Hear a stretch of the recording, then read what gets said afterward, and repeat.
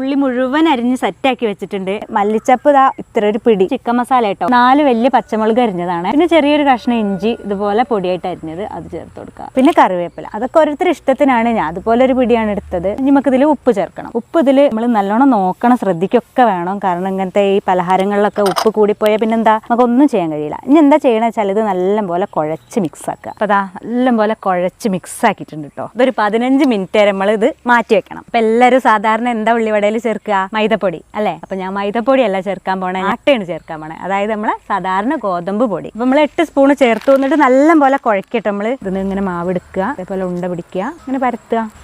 Simple. നമ്മൾ ഉള്ളിവട ഏകദേശം വെന്ത് വരുന്നുണ്ട് കേട്ടോ. എന്താ അതിൻ്റെ ഒരു ഭംഗിയില്ലേ? ഈ സോസിലൊക്കെ നല്ലോണം മുക്കിയിട്ട് കഴിക്കാം കേട്ടോ. എങ്ങനെയുണ്ട്?